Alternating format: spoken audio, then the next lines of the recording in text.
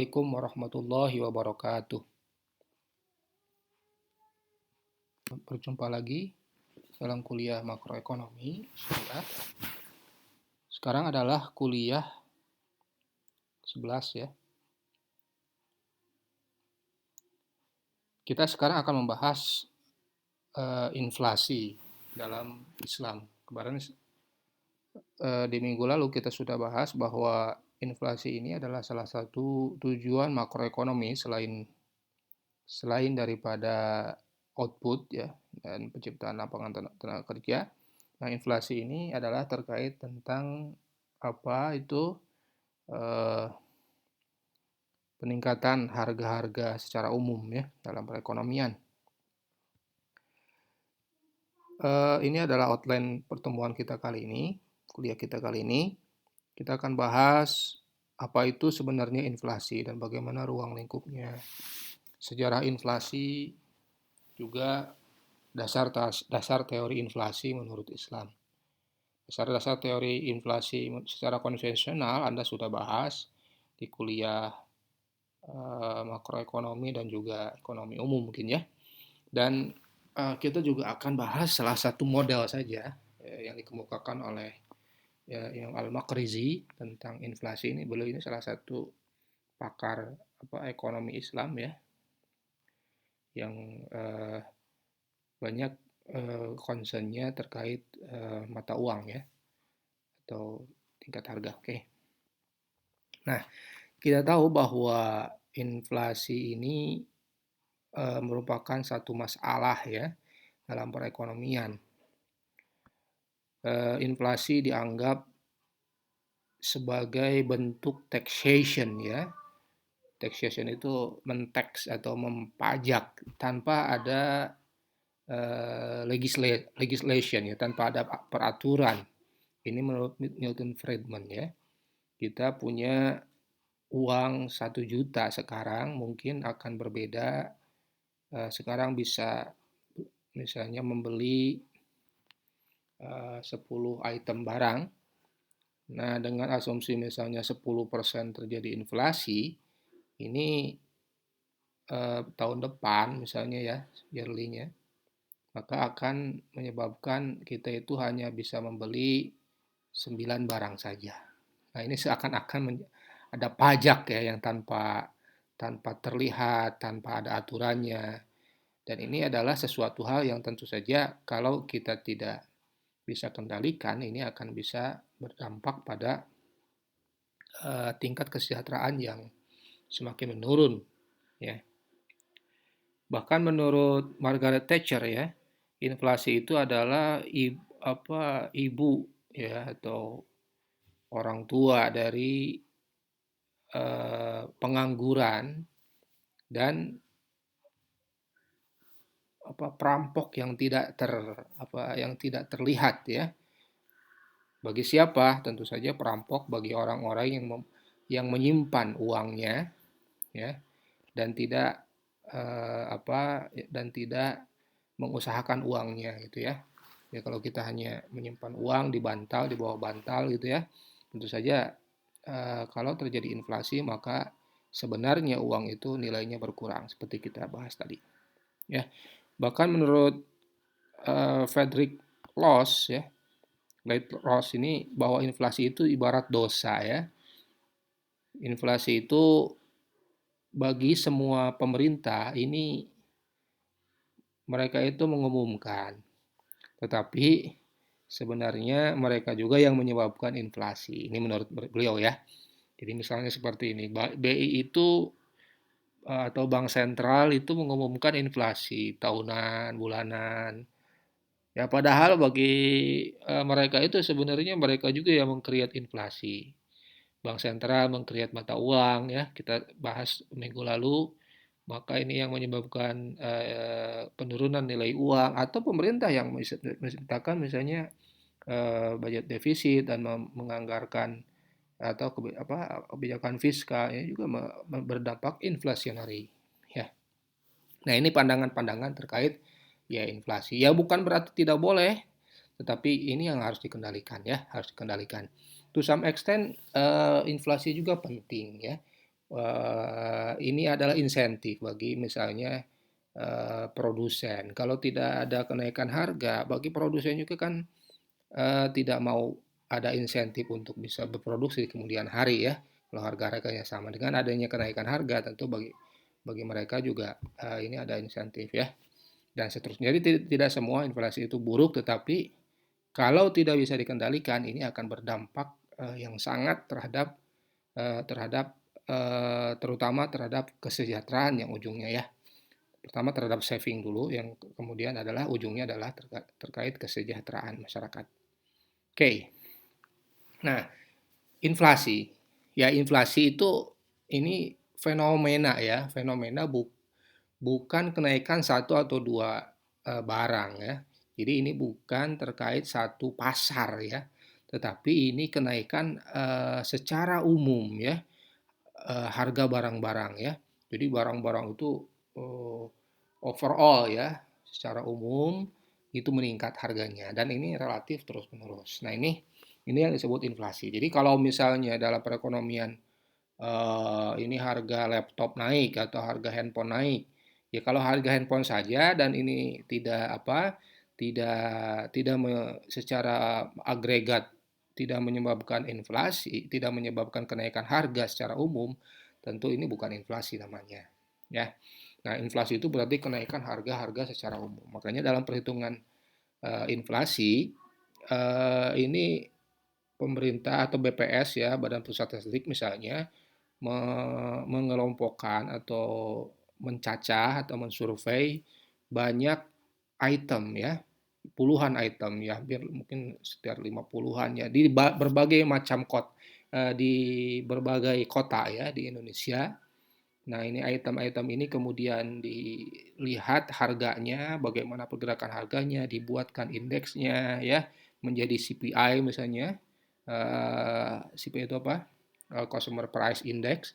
Lalu indeks ini di apa dikombinasikan dengan berbagai macam dengan berbagai kota yang lain, lalu kemudian uh, indeks ini kemudian dikomparasikan dengan indeks tahun sebelumnya. Kalau terjadi kenaikan, nah itulah disebutnya inflasi.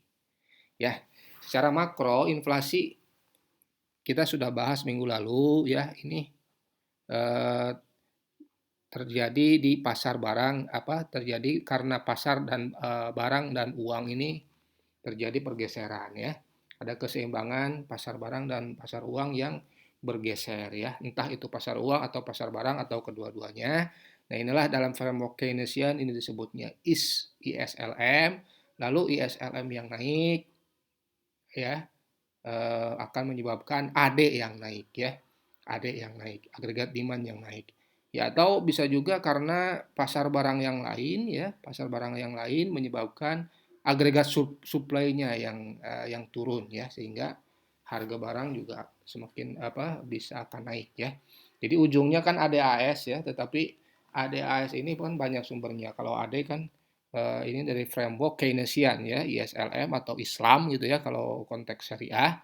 Ada altruism di sana dan eh, AD juga bisa berasal dari pasar barang atau pasar pasar uang. Jadi itulah konteks secara umum inflasi. Jadi kita tidak bisa anggap inflasi ini responsibility satu atau dua orang atau satu dua sektor. Harus kita lihat mananya dulu nih yang bergeser, AD-nya atau AS-nya. AD pun mananya juga yang bergeser, apakah IS-nya atau LM-nya ya gitu. Dan komponen IS pun akan ada banyak, ada C, ada I, ada G dan seterusnya. Ya, LM pun sama ya, keseimbangan materialnya apakah bergeser komponen apanya. Oke. Nah, dalam konteks sejarah, inflasi ini adalah fenomena yang biasa yang terjadi ya dalam konteks banyak peradaban, misalnya di Bizantium ya. Ini masalahnya ya ini saat itu ini record saat itu. Kerajaan Bizantium ini mengumpulkan banyak emas ya dengan melakukan ekspor komoditas ya dan bahkan mencegah import ke luar negeri ya ke mancanegara. Nah, akhirnya menyebabkan apa? terjadinya kenaikan tingkat harga komoditasnya sendiri ya. Kalau kebanyakan ekspor ya, importnya tidak ada ya tentu barang-barang yang bersangkutan berarti akan di di di kerajaan tersebut akan terbatas sehingga justru itu akan menyebabkan kenaikan tingkat harga ya. Atau terjadi misalnya di Eropa ya, revolusi harga di Eropa. Nah, misalnya ya di Italia ya dan Jerman sekitar tahun 1470 ini terjadi juga ya inflasi ya. Bahkan ini kemudian ada efek contagion ya ke Eropa-Eropa yang lain, ke negara Eropa yang lain secara bertahap ya. Nah eh, ini kan revolusi ya, berarti kan kenaikan harganya itu bisa drastis gitu ya seketika. Dan ini terjadi mostly over time ya. Jadi sepanjang sepanjang waktu Eropa itu mengalami kenaikan harga di tahun 1470-an dan sekitarnya itu. Oke. Jadi ada fenomena inflasi ini adalah secara konteks harga itu terjadi. Secara konteks sejarah itu terjadi. Prancis juga tahun 1870 juga mengalami inflasi karena ini terjadi kenaikan produksi emas. Berarti kan kalau tadi barangnya yang terbatas berarti AS-nya ya. Eh, nah kalau ini uangnya saat ini masih menggunakan emas ya. Saat itu ya menggunakan emas. Sehingga kalau sebenarnya kan relatif saja antara barang dengan mata uang ya. Jadi kalau barangnya turun supply-nya tentu saja harga barang tersebut akan naik. Atau sebaliknya, emasnya atau mata uang yang terlalu banyak berarti kan ini nilai emasnya yang turun atau berarti kan kalau nilai emas turun artinya nilai nilai barang yang naik. Oke ya. Jadi ini inflasi dari sisi moneter ini. Jadi kalau konteks sekarang mungkin money creation-nya terlalu banyak atau karena dulu emas berarti ada kenaikan produksi emas gitu ya. Nah, menurut Chevalier ya, ini ekonom Prancis tahun abad 19 bahwa pertambahan suplai emas ya, ya saat itu emas masih jadi mata uang akibat ditemukannya ladang tambang baru. Ya, ini mengakibatkan turunnya harga emas relatif terhadap komoditas yang lain ya. Nah, inilah yang menyebabkan kenaikan tingkat harga seluruh barang kecuali emas. Saat itu emas masih jadi mata uang. Oke ya. Jadi banyak sekali banyak sekali faktor penyebab inflasi dan ini bisa dari sisi supply, bisa dari sisi demand. Ya, dari sisi supply-nya barangnya yang naik, barangnya yang terbatas, paceklik misalnya. Dari sisi demand-nya banyak.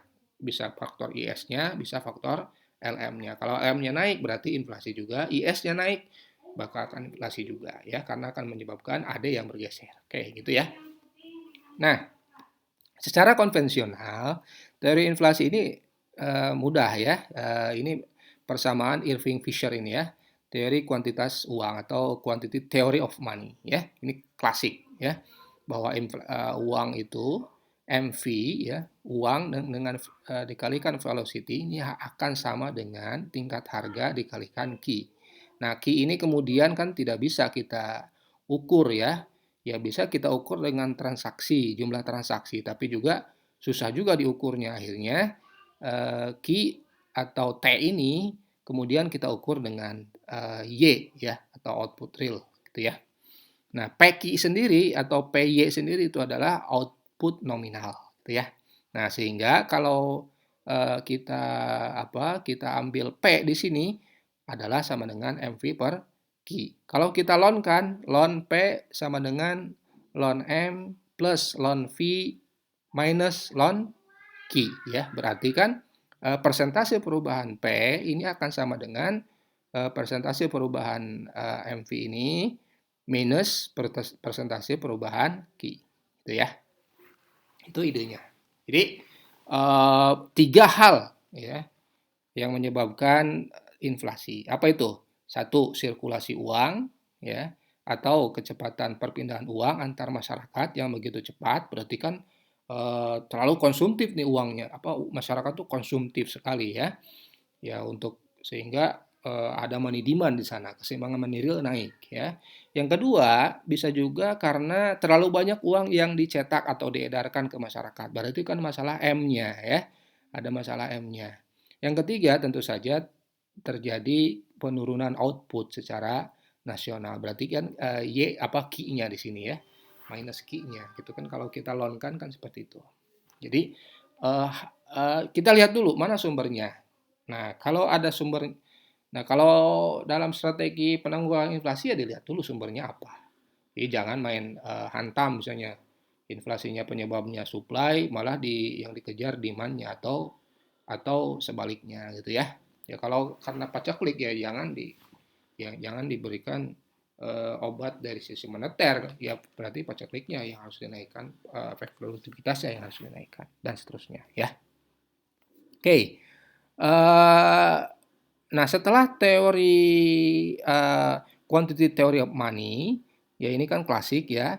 Keynes juga mengemukakan teori inflasi ya.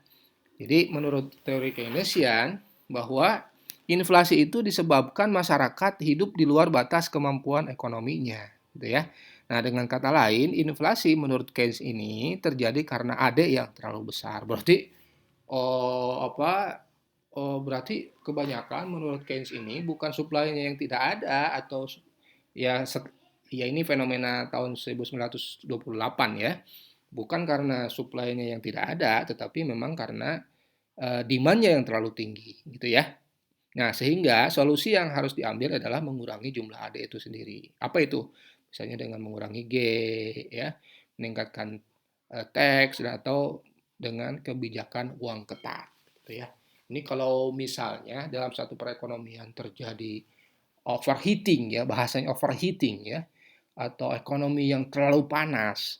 Nah itu coba itu mungkin karena terlalu banyak konsumsi, terlalu banyak terlalu teksnya yang terlalu sedikit atau uangnya yang terlalu banyak sehingga itu harus diperketat gitu ya untuk menurunkan inflasi tersebut. Oke.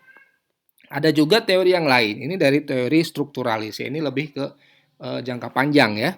Nah, menurut teori strukturalis bahwa inflasi ini berasal dari rigiditas atau kekakuan struktur ekonomi ya. Struktur ekonomi. Nah, ini terkait kekurangan supply komoditas barang dan jasa. Berarti ini kan dari sisi AS-nya ya kalau menurut teori strukturalis ya. Nah, karena faktornya struktural, maka pertambahan barang atau produksi yang terlalu lambat dibandingkan dengan pertumbuhan ekonomi akan terjadi sehingga harga barang-barang akan meningkat dan terjadi kelangkaan devisa ya. Nah, ini juga akan menyebabkan kelangkaan harga barang kenaikan harga barang yang lain sebagai efek lanjutannya. Nah, sehingga inilah yang menyebabkan terjadinya inflasi yang berkepanjangan ya. Jadi ini menurut teori strukturalis ini lebih ke arah AS-nya ya. Jadi kalau AS-nya berkurang, ini kalau satu barang ini satu supply berkurang, ini lama-kelamaan AS juga akan bergeser ke kiri atas ya. Ya kalau kerangka ADAS. Oke ya. Nah ini solusinya berarti kan ini kan terkait sektor pangan dan industri ya. Ini yang harus diberikan solusinya ya. Oke, ditambah berarti. Oke, next. Nah, dari sisi jenis atau sumber inflasi, nah ini refleksi dari yang sudah dibahas sebelumnya ya. Ada cost push inflation, jadi ada kenaikan harga atau kenaikan biaya-biaya produksi ya. Nah ini namanya cost push inflation ya. Nah ini bisa terjadi walaupun pada tingkat pengangguran yang tinggi dan tingkat penggunaan kapasitas uh, produksi yang rendah. Ya ini ada cost push, berarti ada sisi kenaikan kenaikan upah-upah real gitu ya, kenaikan dari sisi harga-harga input yang lain. Nah, ini cost push inflation ya. Nah, yang kedua bisa juga demand pull inflation ya. Demand pull inflation ini ditarik berarti oleh faktor demand ya, ini yang diwakili oleh agregat demand ya, berarti kan ekonominya terlalu overheating ya. Ada juga inertial inflation. Ini bahwa inflasi ini cenderung untuk terus berlanjut pada tingkat yang sama sampai kejadian penyebab inflasi berubah. Jadi kalau ada satu masalah inflasi yang sifatnya ini misalnya struktural ya, ini kan menyebabkan inersia. Kita tahu dalam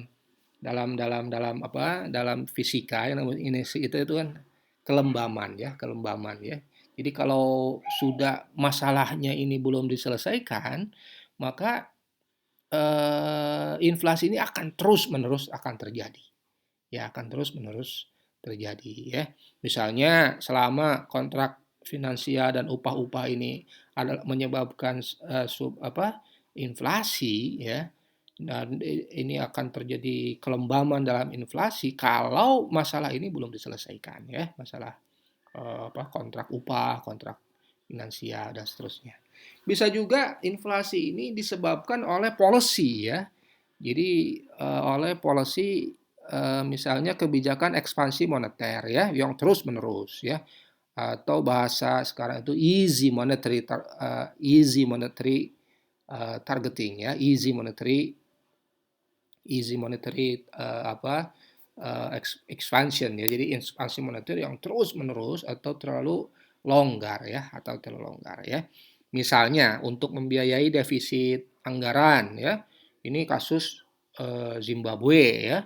Membiayai defisit anggaran, mereka terus cetak uang. Bank sentralnya belum independen, sehingga inilah yang menyebabkan uh, uh, seigniorage atau akan menyebabkan terus-menerus uang itu dicetak, sehingga kalau uang terlalu banyak, ini ibarat jambu saja ya, atau beras itu ya. Kalau jambunya terlalu banyak, ya murah harga jambunya.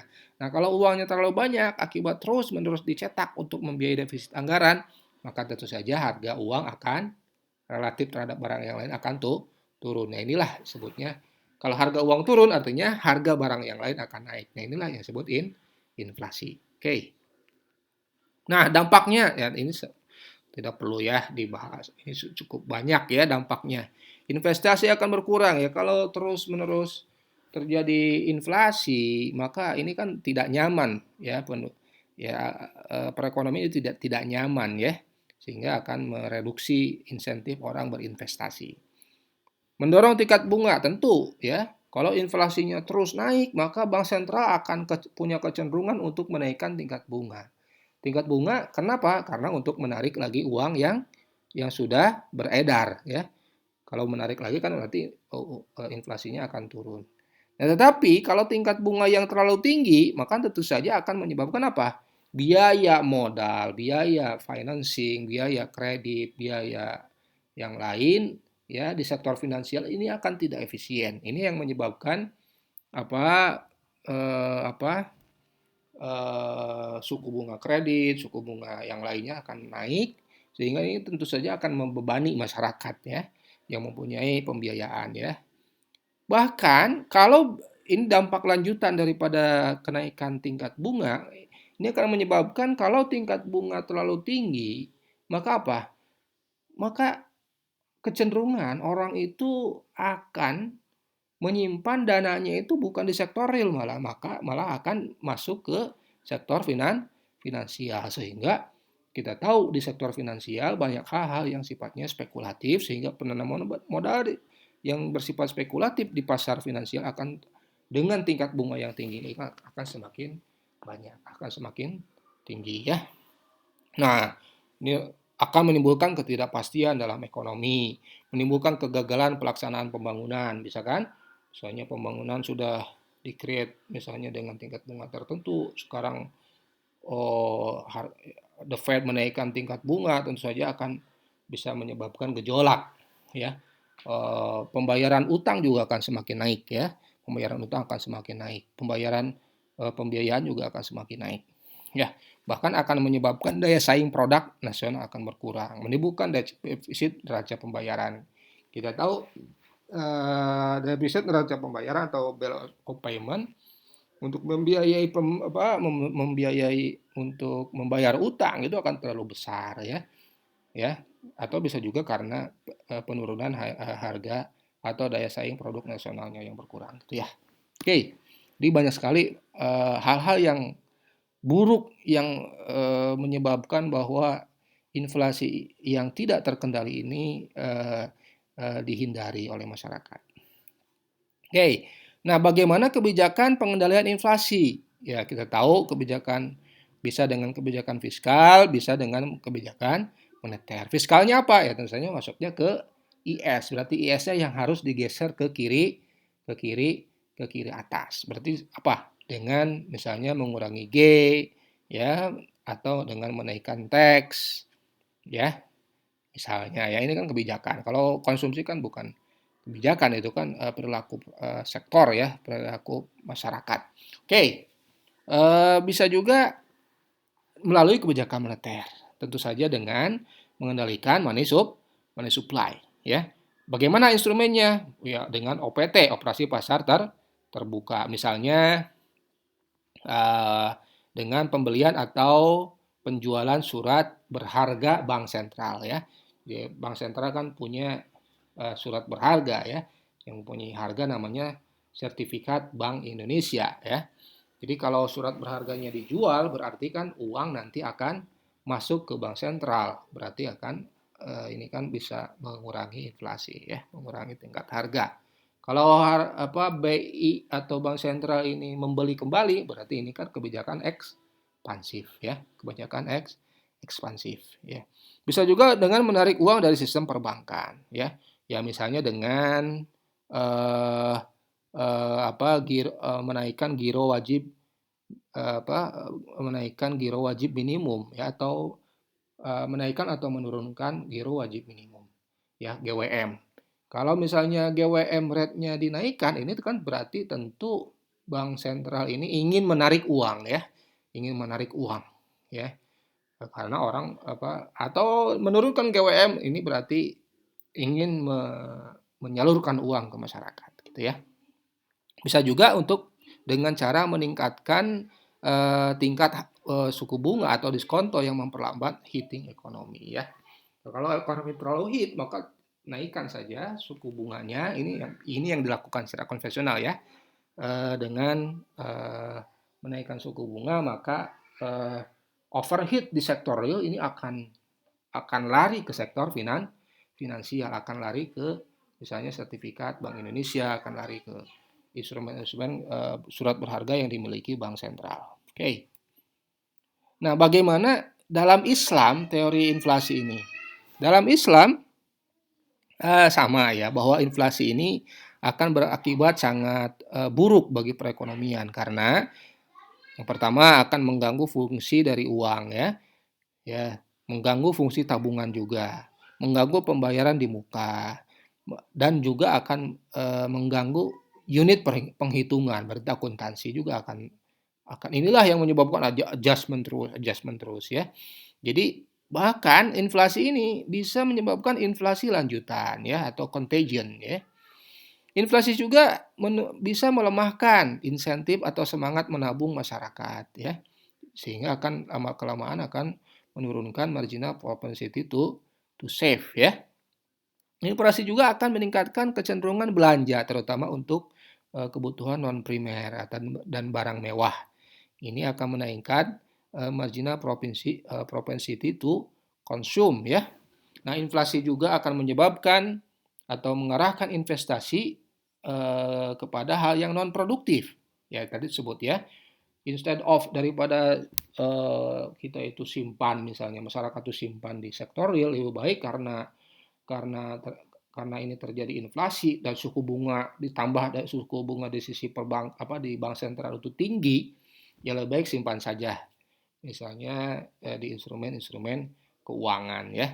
Dan ya, ini yang tidak ada relevansinya dengan kebijakan-kebijakan sektor-sektor real yang bisa meng-create tenaga kerja dan seterusnya. Tentu saja ini akan mengorbankan investasi ke arah yang produktif ya, daripada bertani lebih baik dan itu risikonya terlalu tinggi, ya lebih baik masyarakat Ya, kalau terjadi inflasi dan suku bunganya tinggi akan menyebabkan ya udahlah kita simpan saja di instrumen-instrumen keuangan yang sudah pasti menghasilkan dan sudah risikonya juga rendah dan seterusnya. Gitu ya. Jadi inflasi juga sama, pandangan Islam juga sama. Ini sesuatu hal yang bisa to some extent ya, dan kebanyakan itu bisa berdampak buruk ya terhadap perekonomian ya. Nah, ada pertanyaan terkait inflasi. Ini dari sisi moneter ya. Beberapa ekonom muslim menyebut bahwa ekonomi itu tidak mengenal istilah inflasi karena mata uangnya stabil dengan ini ekonomi Islam maksudnya ya. Sorry, ini maksudnya ekonomi Islam. Tidak mengenal inflasi karena mata uangnya stabil dengan dinar dan dirham. Ya. Penurunan nilai uang mungkin terjadi yaitu ketika emas ya yang menopang dinar itu mengalami penurunan misalnya dengan ditemukannya cadangan emas dalam jumlah yang besar. Jadi kan suplai emasnya tinggi. Nah, bagaimana menurut pandangan Anda terkait ini? Ya, saya pribadi sih, bagi saya pribadi, ya itu betul to some extent ya dalam sisi hal, dalam satu hal ya. Tapi kalau kita lihat konteks inflasi secara makro seperti kita sebut tadi bahwa inflasi itu adalah fenomena-fenomena yang terjadi memang karena banyak faktornya ya, baik faktor demand atau faktor supply. Di sini menganggap bahwa ekonomi Islam itu pasti tidak mengenal inflasi karena mata uangnya sudah betul menggunakan mata uang dinar dan dirham. Betul itu dari sisi mata uang. Tetapi faktor inflasi kan banyak juga. Kalau faktor supply-nya berkurang, terjadi paceklik dan seterusnya bisa juga ini bisa menyebabkan terjadinya kenaikan harga-harga barang dan jasa.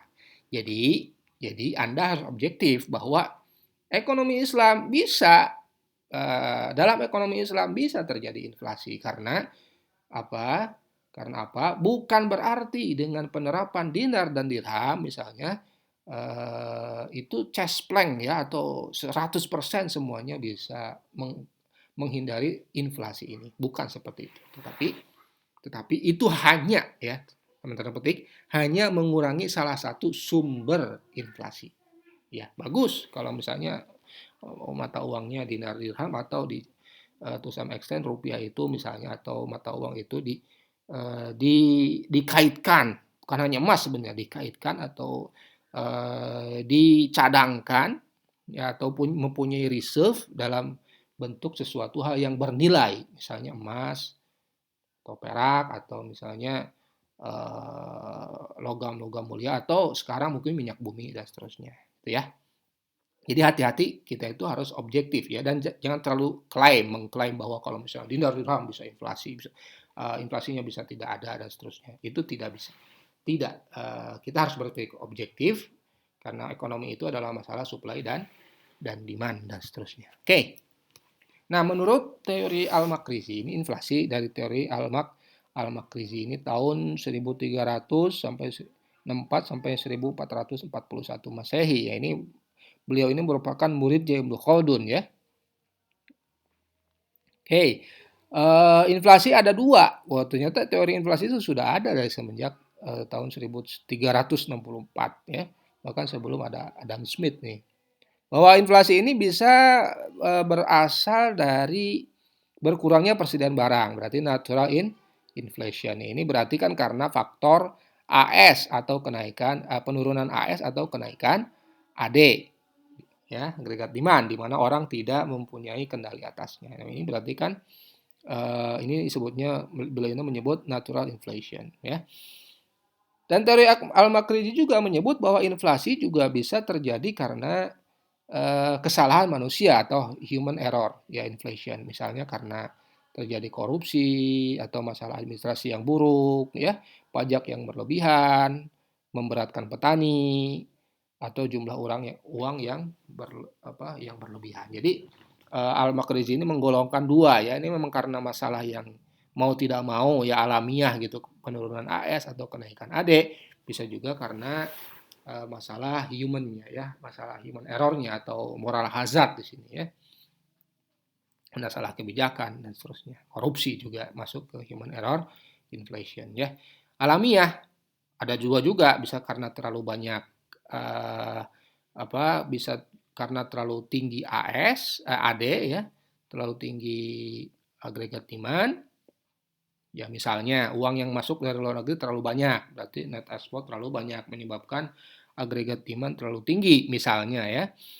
Atau juga karena penurunan tingkat produksi atau AS ya, karena paceklik, perang, embargo ekonomi dan seterusnya. Oke ya. Nah, inflasi alamiah ini sebenarnya bisa dimodelkan ya, Al-Makrizi ini dalam model yang ini maksudnya apa sih? Bukan membandingkan, sebenarnya teori Al-Makrizi itu ada sebelum model teori klasik dan juga Keynesian ya. Jadi kalau dimodelkan itu sebenarnya sama dengan ini ya. Kita sebut tadi MV sama dengan PT atau PQ ya. Di mana ini itu berasal dari AD ya, sama dengan C plus I plus G plus NX, di mana Y ini adalah C plus I plus G plus NX, dan keseimbangan ADAS, dan di mana AS itu sama dengan Y. Ini inflasi alamiah. Jadi ujungnya adalah bahwa inflasi alamiah ini inflasi yang karena AS gitu ya. Nah, human error inflation ini banyak sebabnya. Tadi sudah sebut ya, ada korupsi, ada pajak yang berlebihan, ada pencetakan uang yang untuk menarik keuntungan atau excessive seniorage. Jadi hati-hati ya, kalau ada pertanyaan kenapa misalnya uang nggak dicetak saja untuk membiayai pembangunan, ya inilah dampaknya. Ada dampak seniorage ya. Nah ini bisa kalian baca di sini ya. Oke. Nah, langkah-langkah penanggulangan inflasi tentu saja eh, bagaimana ini langkahnya? Ya inflasi to some extent itu menguntungkan golongan masyarakat tertentu, ya misalnya ada insentif untuk berproduksi, tetapi secara umum merugikan golongan yang lain, ya. Akan tetapi orientasi ekonomi haruslah memperjuangkan kesejahteraan masyarakat yang banyak, ya. Yang dalam usul fikih disebutnya al-maslahah al-ammah ya, al-maslahatul ammah. Jadi kepentingan umum lebih diutamakan. Nah, kebijakannya tentu saja kalau dalam secara konvensional bisa dengan OPT ya, operasi pasar terbuka, membeli dan menjual surat berharga, bisa juga dengan kebijakan persediaan kas, misalnya cash ratio policy, di mana bank sentral itu mengaruhi peredaran uang itu dengan menaikkan atau menurunkan presentasi persediaan kas dari bank. Ya, berarti ini kan banknya ya. Ini salah satunya dengan GWM ya. Bisa juga dengan diskonto ya, suku bunganya langsung. Jadi ini dua hal sebenarnya ya. OPT dengan cash policy ratio ini kebijakan quantity ya. Jadi menaikkan menurunkan uang itu ya dengan membeli atau mengurangi ya surat berharga bank sentral ya. Yang kedua, ini diskonto ini sebenarnya kebijakan dalam tanda petik harga uangnya. Kalau harga uang dinaikkan di bagi bank sentral, tentu saja uang itu akan kembali ke bank sentral.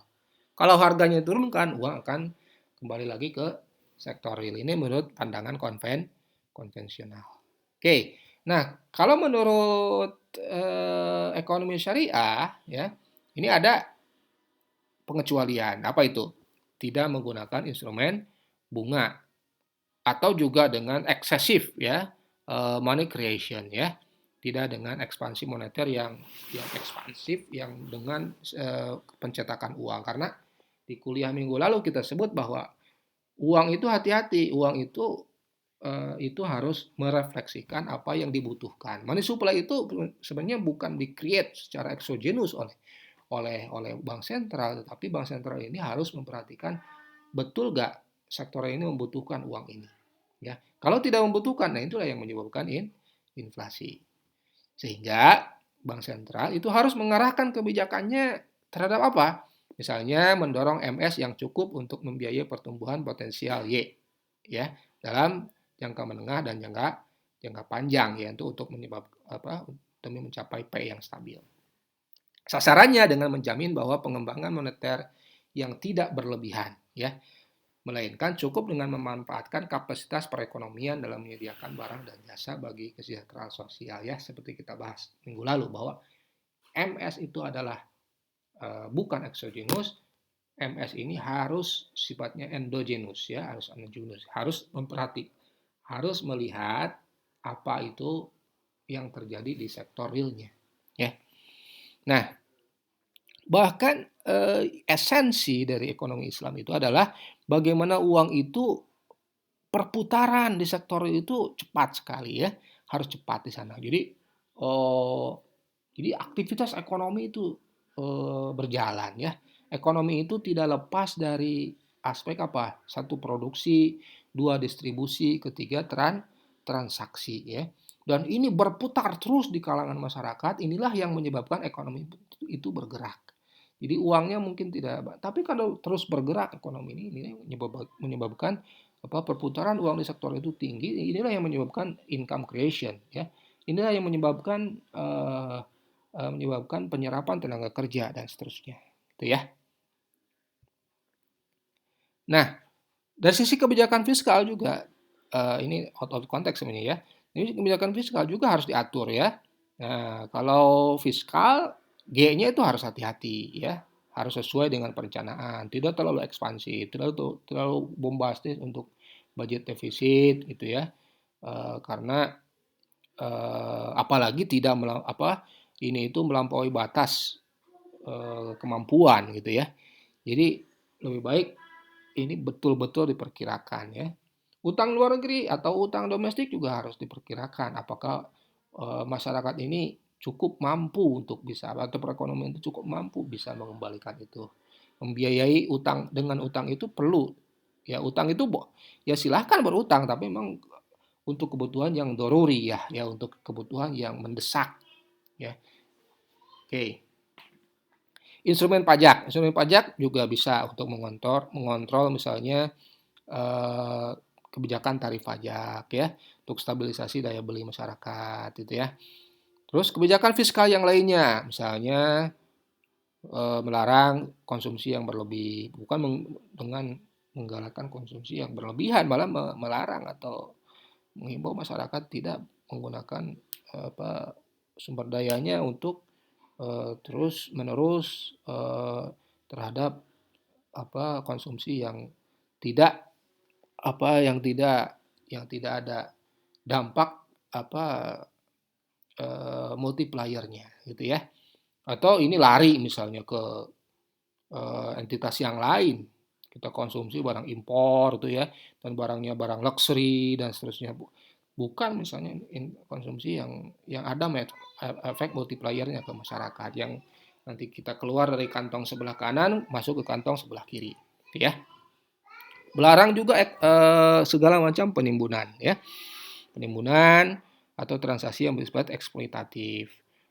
Memaksimalkan fungsi penerimaan zakat. Nah, ini kan kalau zakat kan berarti menarik uang ya. Nah, menarik uang lalu uang ini secara optimal penerimaan ini akan kemudian menciptakan built-in stability ya. Sehingga ini bisa membantu sekali kenaikan harga ketika agregat demand itu terlalu tinggi ya atau melebihi agregat supply ya. Kebijakan yang lain silahkan bisa meningkatkan produksi ya, kebijakan upah, kebijakan pengawasan harga berarti ini dari sisi supply ya. Bisa kalian baca. Nah, mungkin itu dari saya demikian kuliah ini.